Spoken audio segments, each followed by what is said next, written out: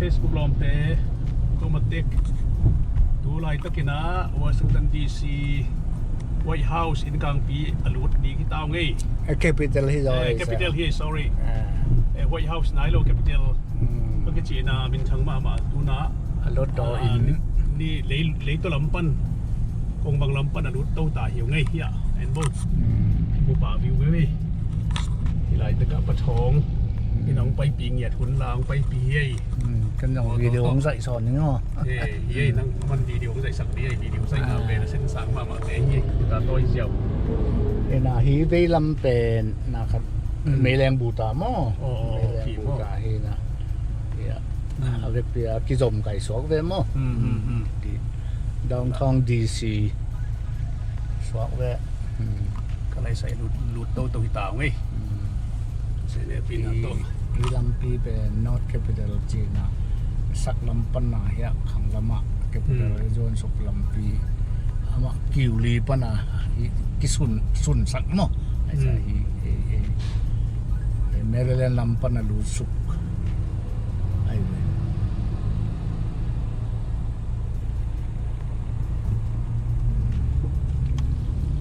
เย่ตัวนั้นลุดตายอยู่ไงดีปุ๊บเป็นเบลมาเป็นบูตามอเบลบูตามอก็เลยใส่ในเสื้อกับไม่พวกอย่างที่ของเป็นอะตอมโจเซนตาเตยซุ่มวีเวมอที่โฮเทลเราตัวโฮเทลและเซนตาเตยซุ่มคันอะตอมโจเป็นแคปิตอลอาชีพรถดออเมริกาเตรถดออินปีทุกกี่ใบโฮมนาอินปีสวกเวอันนี้ปีเตเทดีนั้นหนึ่งกุมมาซาทำแหละปอลเตยอาซิมูกี่ลายหนาวกี่ลายหนาวย่าบรรลุต้องเป็นวักิตังลายจิ้ววิจารุตัววักิตังลายเฮ้ยใส่กะไรใส่ชีดานเฮ้ยนะเฮียอะไรใส่บาสหรือมาเตะน่าคดีฮิเวอร์สคูลบาสิมอสทางนั้น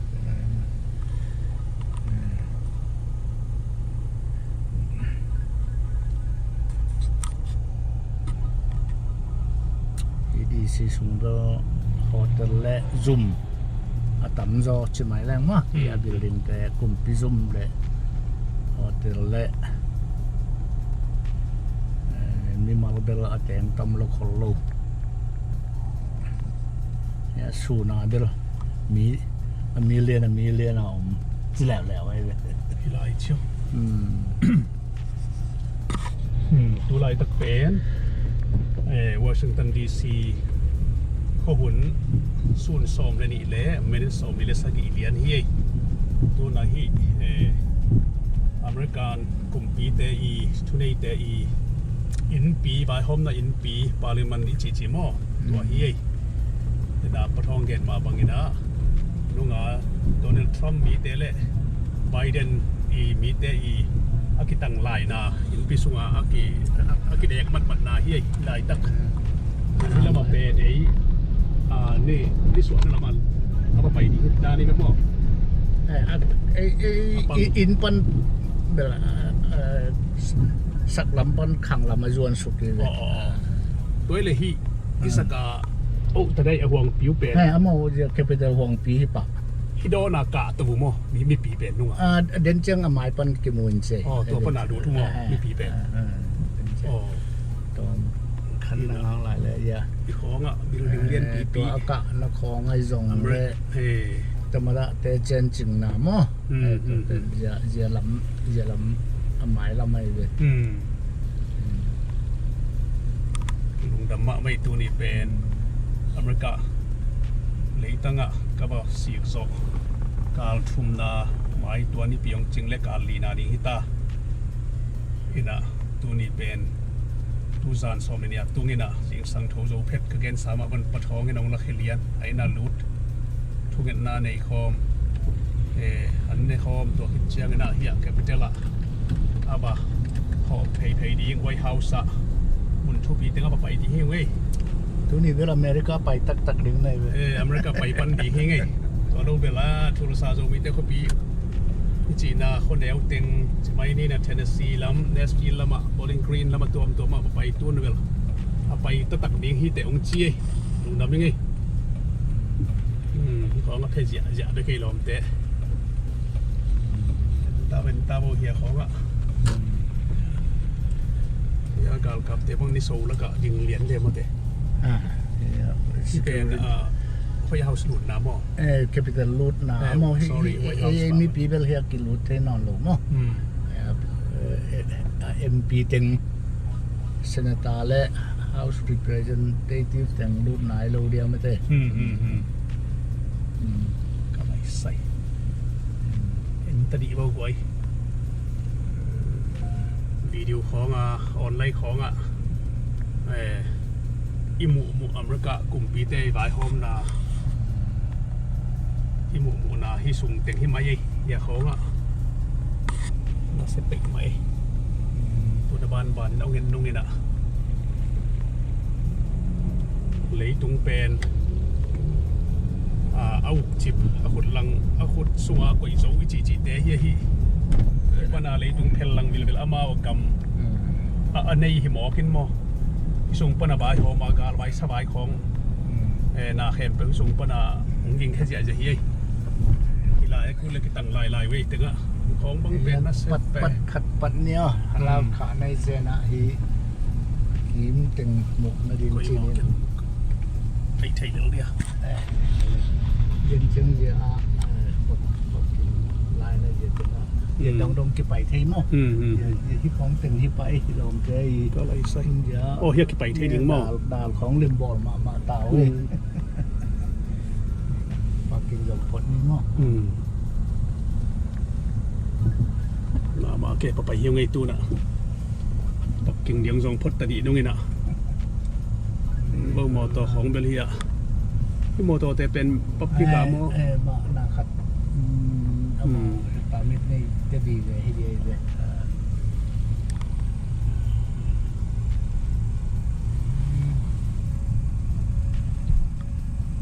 ฮิลาอิมุโลวาเบลอเมริกาไปกิจเทโลฮิมอกี้ยาโมนูเมนต์ต่าวสังพิจิตรมเจ้าไต่ปีของส่งไปไล่นู่นไงตัวเจ้าในไวท์เฮาส์ที่กลางปีส่งตุงนายโลฮีที่แกไปดอลสูงมาเด็กไปเทนดีงาตุดเกมพอที่อยู่ไงน่าเสียเปรียบไหมสันดาเปียไหลของที่ต้นของมีดิ่มไก่โลเดียมมั้ง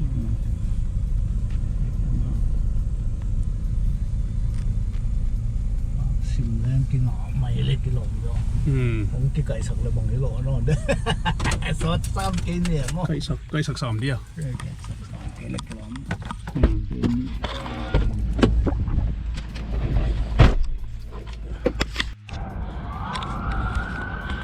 นี่ใช้คอมเพลกันนั่นแหละกิบเล่นตัวเต็งวิดีโอบอลแรงบอพี่เสียก็คือไปโซลูเต้ไปไหนเด้อเต้เป็นอุเรียนแต่เห็นแต่สมุนโบเฮียถึงตั้งงอกนี่ลมจะทุเรียนกันนะให้ตุงปันให้ตุงปันเล่นตาบูแต่นะทีวีสมมติว่าในโดนเล่นมีค้านกินบุดาวดีเว้ยเป็นรถที่ดีแรงมาแล้วที่เป็นที่เป็นปีแล้วมีดีแรงไอ้เดี๋ยวมันสวยจริงด้านในเดียวอ๋อเฮ้ยเดี๋ยวเว้ยอะไรสมศิลป์งาบางเงินงนี่ลูกเฮียไปนี่เต้ส่งอุเรียนเรียนรถเทข้างนี้นะลาวฟีเวล้วนง่ายๆไว้หลอมเส้นส่ง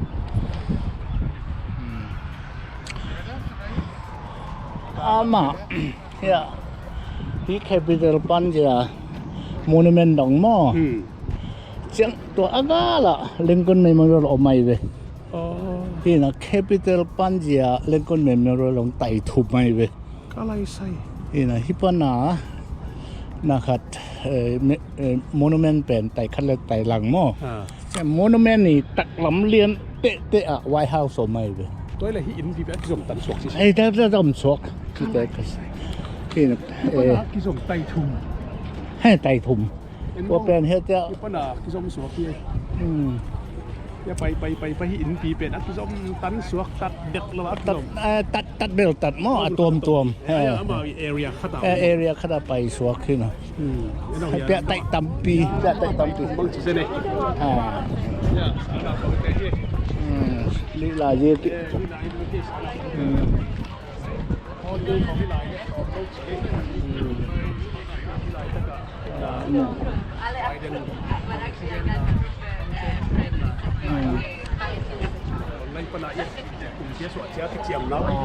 ไอ้เว้ยกุมพิโซจะกระเทียมนะถึงงาเต่ากี่ดอกมั้งไอ้ถึงงาโตตัว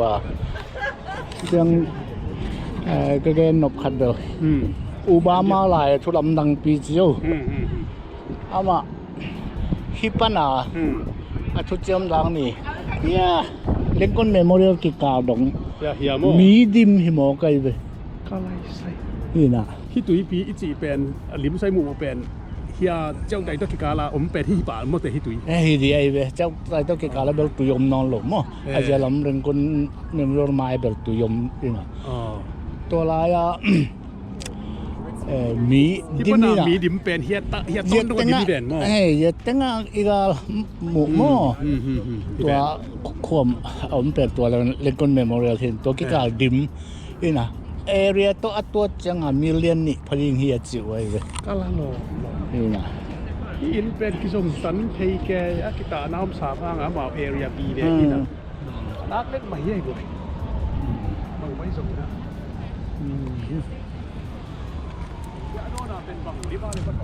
เฮ้ยเวทโลกไอ้ตัวอโมเป็นตัวลิมาเหี่ยวมาแต่ตะขีแคปิตอลีหมายเป็นเดี๋ยวลำที่สอยเว้ยเดี๋ยวลำที่สอยฮีลำเป็นอันนงเดี๋ยวเรามาเขียนเทนะเดี๋ยวไปเทนะเจียงเบลอมไปยังกี่ตัวไม่มีตัวลำปอบอยู่ลาโล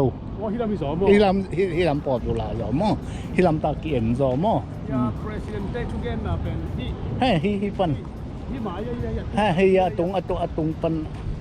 ตุกาเฮีย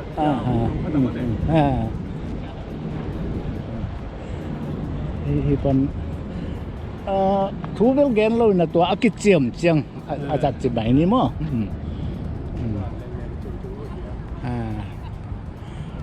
เจียงเจียแต่งอันนู้นอินกินมุขแฮมเป็นวอร์จิเนียฮิปะแล้วไอ้เว้ยเจียสเต็กตัวมคัดฮิปะแล้วก็เลยที่เป็นสเต็กตัวมคัดที่นะเฮียนุ่มมากิมูเป็นสเต็กตัวมคัดตัวมคัดที่เจียวตุนได้ไหนไป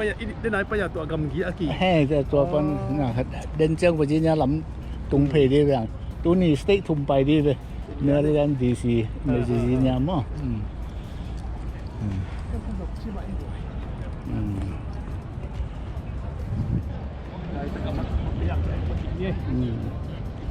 เห็นไหมเฮียวิดีโอคลิปตรงบ่อนี่นะเห็นนมกัดเดี๋ยวอมขาอะไรมั้งเสียงนี่นะพอแกต้องกระจายอีกแบบนะองสวดจังบังจะสองอันที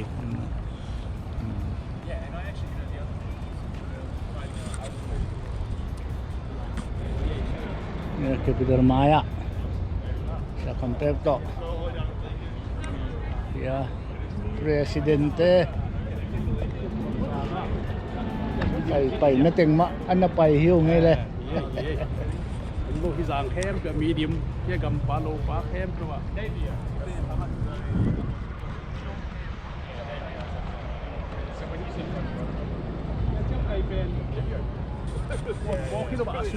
อาสุงะดัดลีกาต่อตุงดงกิกาต่อเทมอ่ะประเด็นปอมลูปีเดี๋ยวประเด็นปอโดน่ะนะมูนะนี่มิดบังดานมั้งตัวลูเป็นอมโลกิกาเฮ้ยอากิกาละขอดเป็นโลมั้งปีบังจะสั่งเรียกปีสังงาและซ้อมงาสั่งปีสังงาและปีซ้อมงา cái là xuống ở sang cái phụt nước ở xa hi lo asonga ki pai ki pai net the tôi lên tòa sùng biếc cũng bé tan si len mat lei khol ku mo tôi lên bắt hiện he nga dậy thế này và để không nêu ya Pama Regon National Airport mo công túc na san đi ta công túc na bền ama Baltimore hello Baltimore mà thế ya ba lan kon thu mo mai ve Baltimore bidib la ai china Baltimore Washington mo international kat hi pen national international ma chi ve Regon jong ki chi ma airport chang ya tai som li na khong Virginia sunga Dallas International คัดอมลายอยู่แอร์พอร์ตทุ่มDallas จีน่ะ Dallas state เป็นฮิโล เสียแอร์พอร์ตมินเด็กเนาะDallas ของตู้ไก่เชียงอ่ะตัวต้องเรียนเรียนรู้เองเรียนตัวมาตัวนี้ไว้ต้องสร้างปูตัวไว้เท่าเอาไปฮิวมี่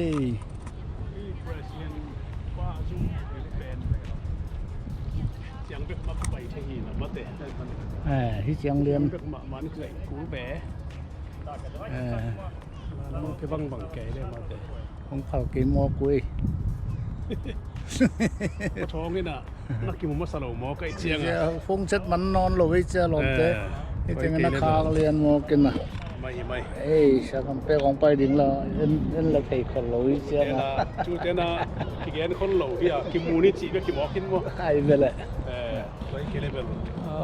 เชียงไปขึ้นอย่างนี้เลยไปเดินจงมันละเปลี่ยนให้ย่ำเป็นนอนหลอยเป็น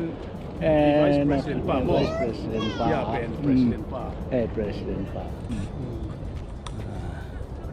เร็วที่ด้านเนี่ยที่ด้านเป็นรีวิวกลุ่มปี building ดีเลยมั้งอย่างสิอันนี้อับัดทางที่โฟกัสเห็นมั้งเอาแต่หิมะเชื่อบ้านแรงเป็นหิมะมากี่สไม่เด็ดแรงก็ยินนะแรงแค่สิเสียที่อันนี้เป็นที่ลายดีซีพีมามั้งลายชิไม่ได้ดีซีพีไม่ค่อยเรียนแปลนเนี่ยDallas เรียนแปลนนี่แต่ Dallas เรียนในหมอขัดยาของบางสกายเรียลแต่ตัวหมอเทรนแต่ตัวกี่ตัวนี่นะ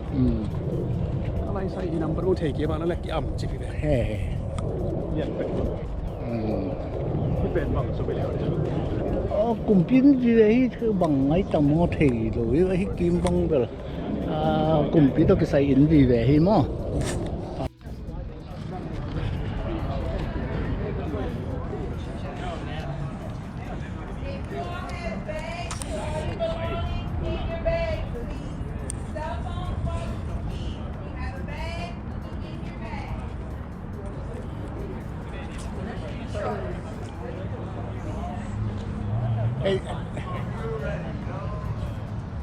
ไอ้วันไหนเขาโรยจะเฮียไปแล้วลุนไปเทจี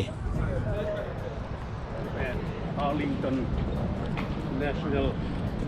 Cemetery ผ่านเฮียลุนฉังมาเฮียไร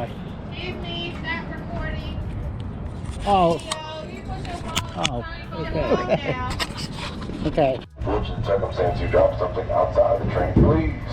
Do not jump out of the train while it is moving to gather your belongings.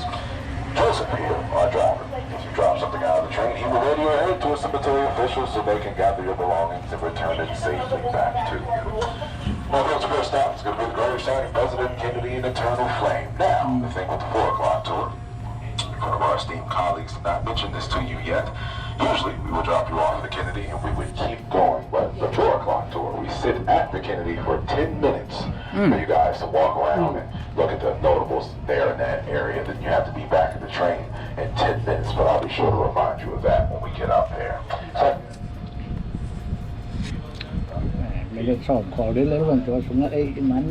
เอ็นแบบเต็มไส้คอไม่ส้มตาคอ The second stop is going to be the Tomb of the Unknown Soldier Memorial Amphitheater. the changing of the guard occurs by the 3rd Infantry Regiment of the United States Army, also known as the Old Guard. Now, obviously, folks, you would miss the 4 o'clock change. That means you would catch the 4:30 change. Now, I say that to say there's 2 things. One, if you plan on visiting the tomb for the rest of the day, I encourage you to silence your phones now, as the 3rd Infantry Regiment demands absolute silence and respect while at the tomb. I would hate for you guys to be reminded that your phones are not silenced during the changing of the guard, because if that happens, I can guarantee you will get yelled at the signal for that. You don't believe me? Just search on YouTube. Plenty of viral videos of that. Yes, that's happened here several times at Arlington. Now, for that to not happen, Lile lang aten dia tengah mall tu ngah anun so dia pen tu hen lun tu pi so lile lang bet muk nok pe mai be tu. If you catch that 5 o'clock change, you must catch the 5:15 train back down here. Now, the cemetery closes all doors at 5:45, so if you miss that 5:15 train, one of 2 things may or may not happen. Hey, you'll be walking down here by yourself.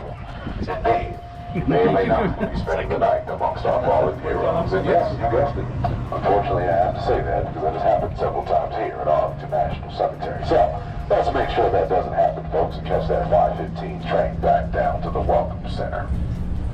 And then the 3rd stop is going to be the Arlington House, which, not to be the bearer of bad news, folks, but by the time you get up there, most likely it will be closed, as they close at 4:30. So, folks, right now we're driving through a set of black gates. These black gates date back to the cemetery since World War I. That's right around the time where Arlington started gaining its national prominence. On those gates is 4 gold crests, each with the branches of service. On our driver's side, you'll see this large curved gray building. It's known as the Women in Military Services for America Memorial / Museum, and honors all women in our armed forces, going all the way back to the Revolutionary War. They're closed right now due to some renovations, but they should be open in the next few weeks, from what I understand.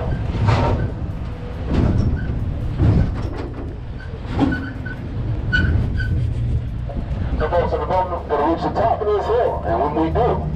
I want you to start looking on your passenger side. You're going to look all the way down the hill. On the passenger side, you're going to see some steps. On the right-hand side, these steps in a moment, you're going to see a section of grave markers. Towards the front left-hand corner, you'll see a standard issue one with some flowers in front, some stones on top. That is civil rights icon Medgar Evers, one of the founders of the civil rights movement.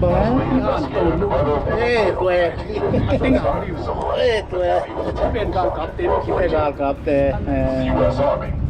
เป็นแสดงกบาสิดิเลกบาสิดิเลสมธรรมะเป็นเลดูดีไอ้เป็นเลว่าหิตะละสีแต่ของเราอย่างคุยไหม Seemingly endless rows of grave markers, perfectly aligned horizontally and diagonally, to symbolize a fallen service member standing at attention. Now, these grave markers have purposely been positioned the way you see them, so the sun can rise in front of them and set on the back of them. They are made of Vermont bone, weighing about 200 pounds in weight, being paid for by the Veterans Administration. On the driver's side up the hill, you'll see a different collection of grave markers of all shapes, colors, and sizes. Now, these are private markers, not paid for by the Veterans Administration, but rather by the friends and family of the fallen service member. Up until 2017, the installation of these grave markers were around, but no longer are, because of size and maintenance concerns. So in March of 1963, President Kennedy came here on an unannounced visit. He stood at the top of the hill where Arlington House stands, looked over the views of the cemetery, and said to himself, wow, I can really stay here forever. Tragically, 8 months later, after he said that, he would be assassinated in Dallas, Texas, which is supposed to be laid to rest in Massachusetts, but because of what he said, former First Lady Jacqueline Kennedy, his beloved wife, wanted him here. As we take this turn, look all the way up the hill on the passenger side, you'll see the Arlington House through the trees. In front of the Arlington House, you'll see that large flagpole. All the way to the top of the hill, the flag had at half-staff. That is just about where President Kennedy was standing when he came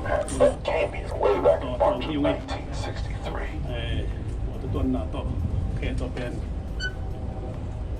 So folks, also, if you look all the way to the top of the hill, you might see a glimpse of the Custis Walk on our passenger side, that curvy pathway right there. The Custis Walk leads from the Arlington House all the way down to the Orden Wetzel Gate. Now folks, we're going to see a bit of the Custis Walk in just a moment. I want you to start looking on your driver's side. We're going to come across the Custis Walk. Now it looks like a brown driveway. It's going to have some steps at the bottom of it. Now, just to let you guys know before we get up there, I want you guys to keep looking at the top of the hill where the Custis Walk leads. Inside those trees, we begin to see a glimpse of a stone sarcophagus in those trees. That is Captain Robert Todd Lincoln, the oldest child of President Lincoln, laid to rest with his wife and son. He served in the Civil War himself. Now, many people ask, why isn't he with his father and the rest of his family in Springfield, Illinois, at the Lincoln Mausoleum? Well, folks, some of us know how in-law problems can be. Unfortunately, old Bobby's wife and mom really weren't the best of friends, but you know the saying. That's another story for another day. Section 5 right here. I've nicknamed this Supreme Court Hill. Plenty of Supreme Court justices up here. Also, the father of the nuclear navy, Admiral Hyman Rickover, is in this section. One of my favorite notables in this section, if not the whole cemetery. It's going to be 5 to 6 rows up the hill. You'll see that blackberry marker with the Star of David. That's the one and only Justice Ruth Bader Ginsburg, a.k.a. RBG. And right behind her is Mr. Thurgood Marshall, the first African-American Supreme Court justice in our nation's history. So, folks, we're approaching the grave site of President Kennedy and Eternal Flame, where he is laid to rest right beyond that gray wall back there on the passenger side of top of the hill. วันนี้ไม่ได้ซ้อมของลิ้นคือแบบว่าไม่ไม่เป็นคนสวมแบบ Robert Kennedy with a memorial to Joe Jr., the eldest of the Kennedy brothers. Now, folks, in order to pay homage to President Kennedy, RBG and Mr. Thurgood Marshall, now would be your time to do so. Now, in a moment, Joseph's going to stop the train, and only when he stops the train will be allowed to get up on the passenger side, walk the rear of the train up the hill to the gray curved wall. And there lies President Kennedy. Now, folks, the time is 4:06. I kindly ask for you guys to be back at 4:16 so we can continue the tour and get you up to the two. 416 นะเนี่ยอีตุนกี่กูดึงมั้งนี่นะยะตอนนี้กันดีเลยอันยะเร็วๆตรงนี้ไว้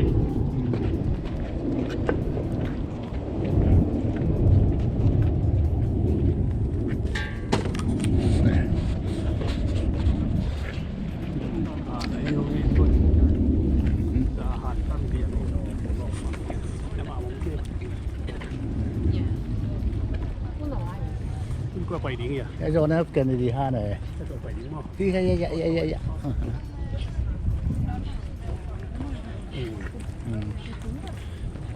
ได้เหรอยะตาไปลุงเว้ย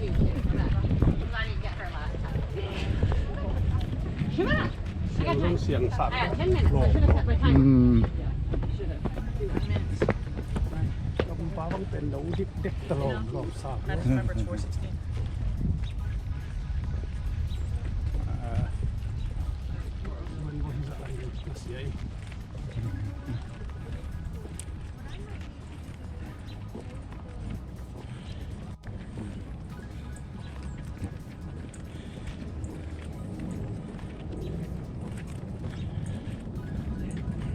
ที่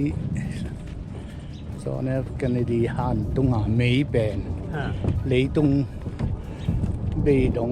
กวางดิงบอลูไม่กวางมั้งเนี่ยอย่าแต่งไม่กวาง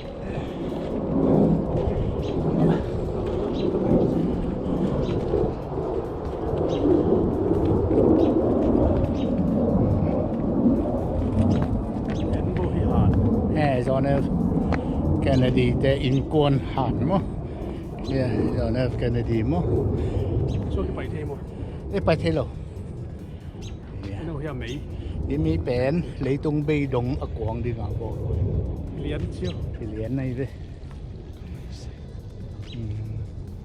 ดูเบดงกวางเขาสาว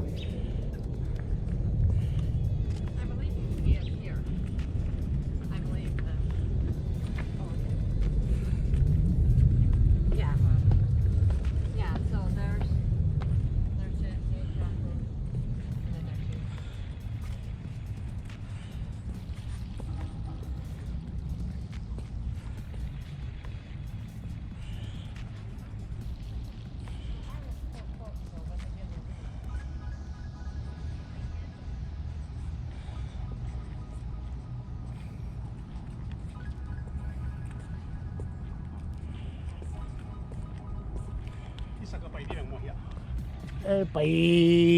เจ้ากิ๊กลำคงที่เทนแต่ตัวหม้อเอามาต่อต้องไปปีนั้นสอนให้กันดีมีคนเอาปอปิวลามาเอามาพานอากิวเลยเรียนกวยละพี่ที่สูงมั้งให้สูงไง ตัวhàng à dạy kỹ đi không hồ đi sẽ cái bên video bên ông dạy cây về giờ mán nó cái dạy nộp lệ giờ lấy bên lệ hiếc ven mà thế lệ nè video bên ông mày về cái bên lom mà nói ya lom pa cái xiang chiêu lom cái xẻ lại về mẹ lại giờ màu in con thế nghe xí bên xí vì về ta thế giờ ấy mà tôi sẽ không si khom lo we zo na kan ri bel anung si ya hi atapa khat mo hi pen hi ama hi den ama a hi ya atanu mo hi pen ko hem ton je nai chele an naw hin ta ji bel se nai lo sa lo ya tú đồm này mo 94 chen lo kai ji bel pasal nei ki ke wen mo ji tang thu bel na khat het ki ngai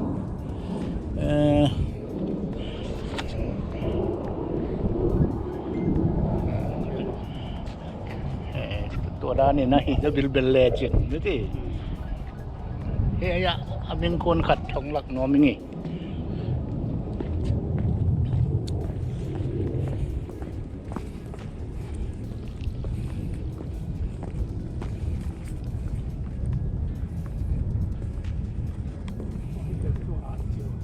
มีคน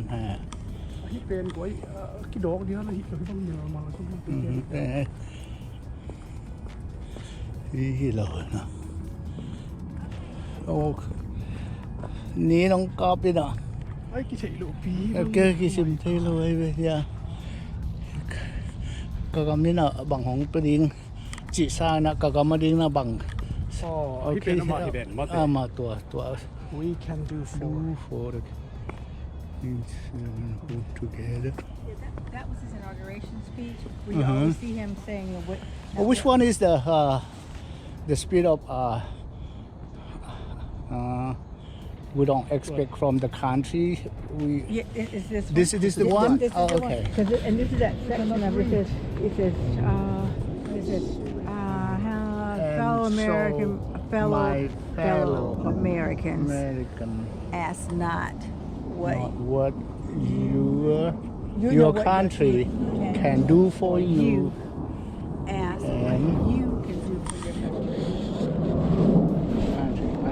นี่เรียกระบบดูแลเป็นหม้อนี้เล็งลงมาไม่เป็นไร The light is so bright. So. นู่นน่ะเสียสูงเลยฮะผมไปปีไรไปเอาไปปีดิ้งมาอย่าอีตุนกิ้วดงมาน้องไปปีดิ้งมั้งที่แต่งไม่ได้ซ้อมของเปียเลยมั้งในลีก็ซ้อมแรงงานของตุงกีกุนจิก็ซ้อมในนี่ตาไม่ได้ทุ่ม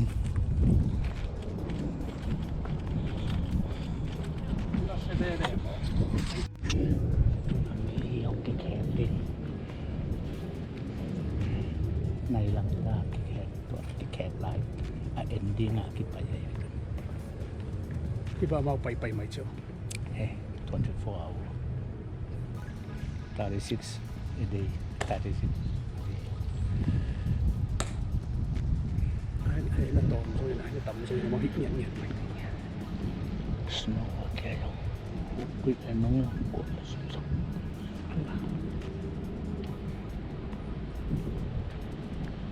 ข้าลำบากตัว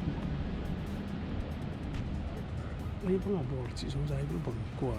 การกลับต้องเอาเดี๋ยวมาเข้าปีเลย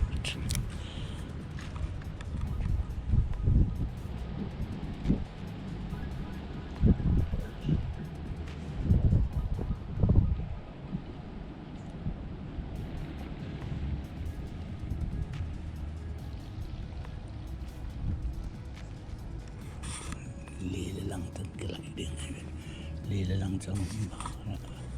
ไอ้ยองไหลดิ้งมั้งต้องไปดิ้งตัวของเด็กสักไอ้เว้ยอีบาสิน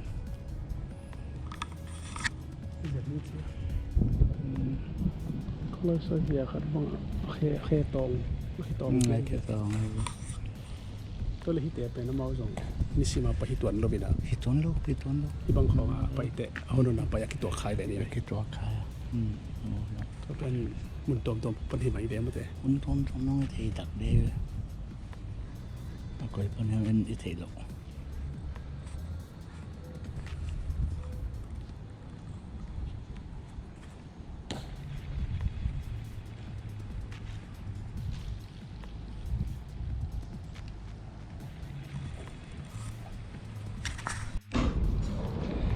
đây Korean War Memorial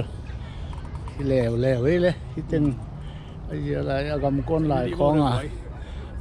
ông đàn tiếng ngụ lạ này lâu đi à Amerika te ka pu da te ang tanga ka ka ma to. Remember I told you why not marry got married way before she had my cousin. cái còm te trong còm mò cái lùn mà cái xuồng về